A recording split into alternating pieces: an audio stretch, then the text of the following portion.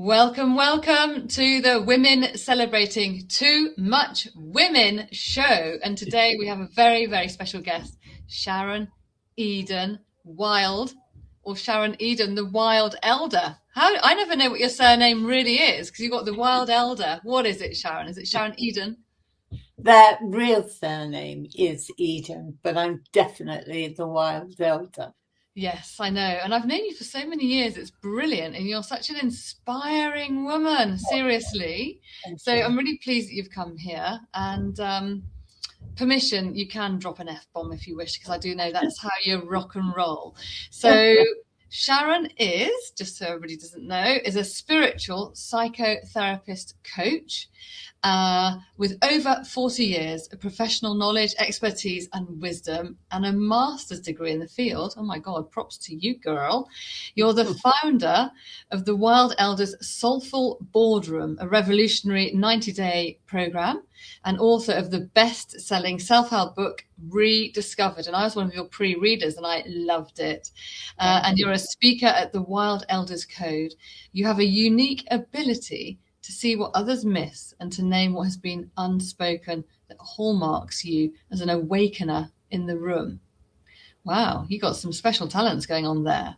We need to have examples of those. But anyway, welcome to the show. Thank you for joining. Pleasure. Yes, so in a nutshell, I've read out your bio. Why don't you tell us really what you do, the nuts and bolts of it? Gosh, the nuts and bolts of it would take more than 15 minutes. But Okay.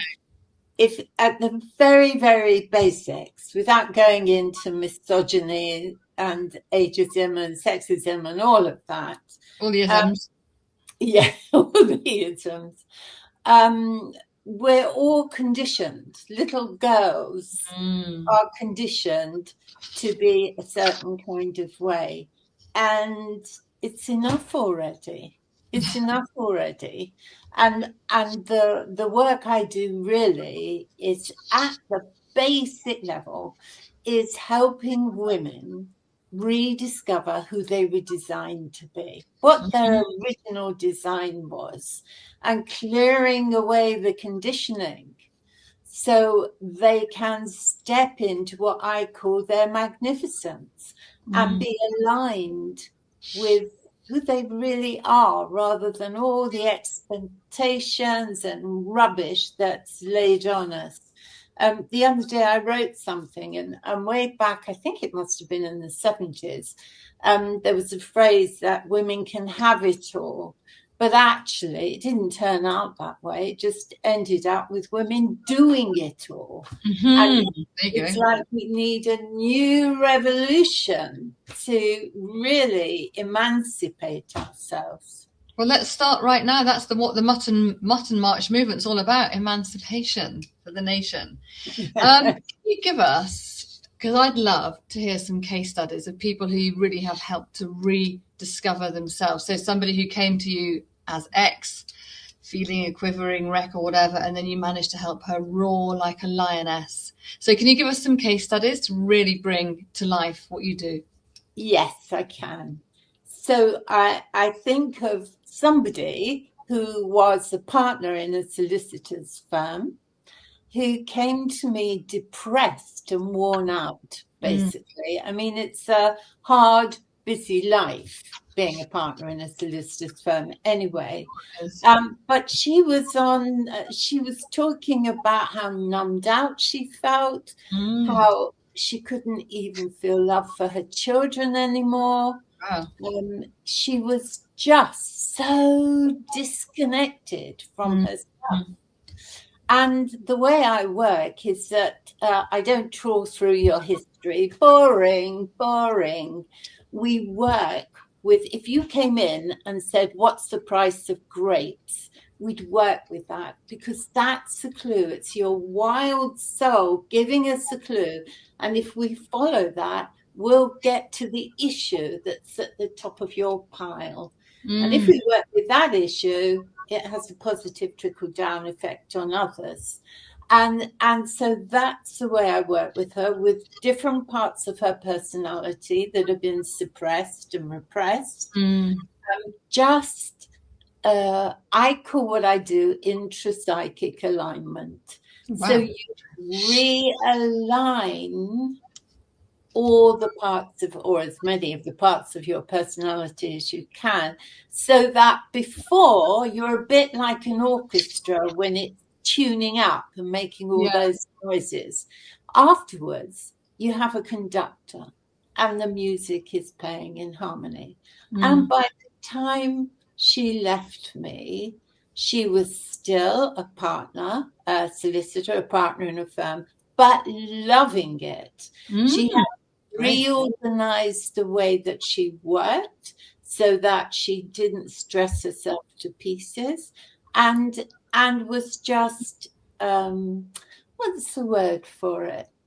She got her flavor. She realized mojo.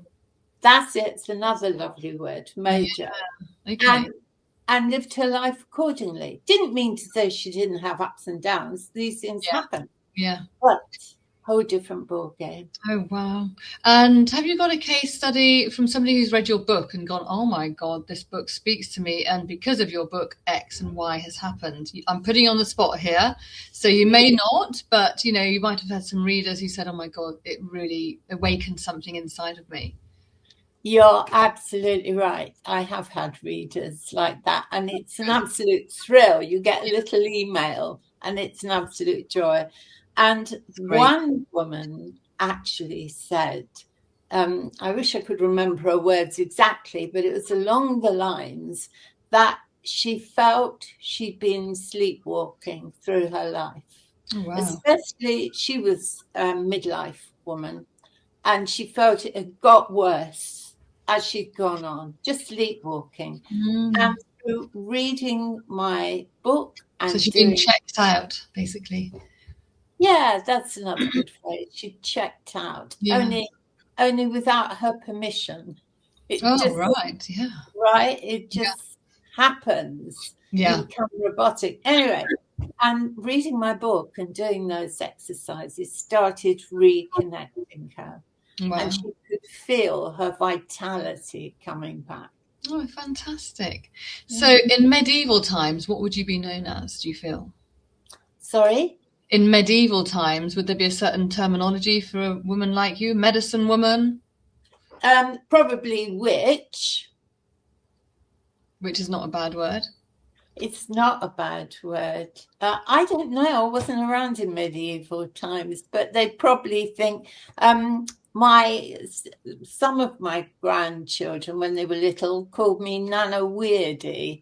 So I think it might be I'd be called that weird woman.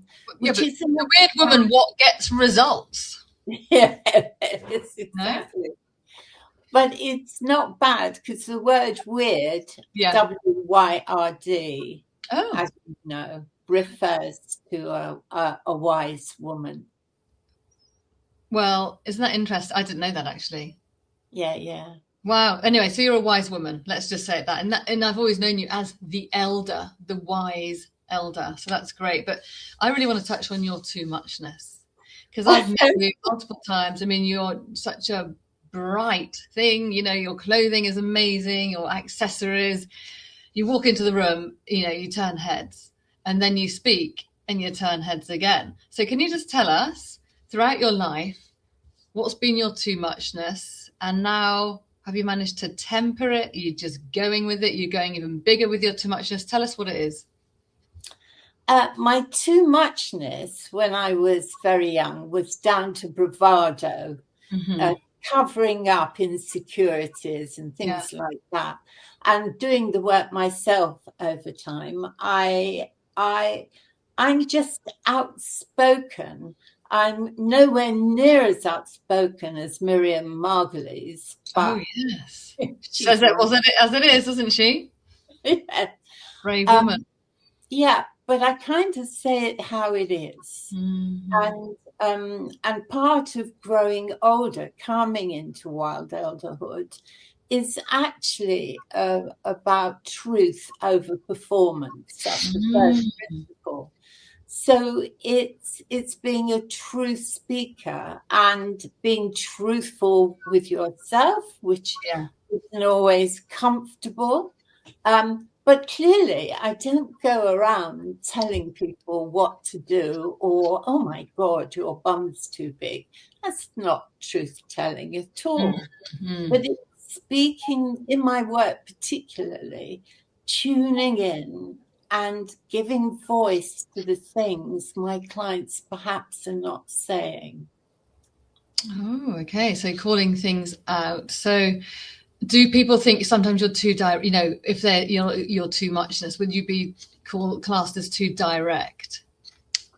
Not with my clients, but I've certainly had that experience with other people. Yeah, just when out and about is what I mean, you know. Yeah. Oh, yeah. Oh, yes, especially in my profession. Mm.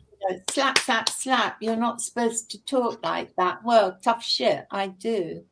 And do you have any? Are you in any of those, you know, accredited bodies, you know, BACP or any places like that? Yeah, no, I am a member of BACP. Yeah, and how do they get on with you then, being a crazy, wild WYLD elder? You know, Well, I do rock boats, but actually, I'm not active in BACP. Okay. I'm a kind of member on the outside, and I don't get. Actually, for everybody who doesn't know BACP, can you tell us what it stands for? Because I sorry. don't like hearing acronyms and people don't know. Yeah, it's the British Association for Counselling and Psychotherapy. So it's one of the professional bodies. Yeah. But I don't get involved these days. I did when I was younger in the organisation and other organisations, because the BACP is a great one. It really is. But I can't do beige anymore. I can't see you as a beige woman. No. So you're in your 70s. I'm in my 50s. What would you say to Sharon, wild elder or wild pre-elder, aged 56, which is my age? What would you tell Sharon at 56 that's going to happen and that will be? Okay. First of all, it's going to get so much better. It is unbelievable. Yes. The quality of my life, each decade, you know, that midlife piece is the opportunity for a rite of passage into the most potent version of you yet. Oh, wow. And the quality of my life is so much better. Why, Sharon? Why? What are you doing? Why? Why? There's a peace inside. There's a peacefulness inside. There's a knowing of who I am, what I am about, that surpasses the younger years. It's hard to explain. But is it something, not that I want to jump the gun and get there, but is there work that all of us can be doing right now to stop having to wait until we do reach our 70s? You know, golden question. Well, all I would say is I've been working on myself since my early 30s. So I'm certainly not in therapy. Well, I haven't been for years. But you're constantly working on yourself and growing and surprising yourself with abilities you didn't even know you had. So I would say the most important thing at your age is to be really curious about yourself. Really curious. The other thing is to have enormous compassion for yourself. You know, life's not easy. On your journey to where you are, will have for sure had lots of trouble and heartache in it. And really to have compassion for all the yous inside, from when you were a tiny baby to where you are now, all the developmental stages. Because from the very start, you've had the urge to be the most magnificent you can be. and to be the most loving creature. And we all fuck up, my goodness.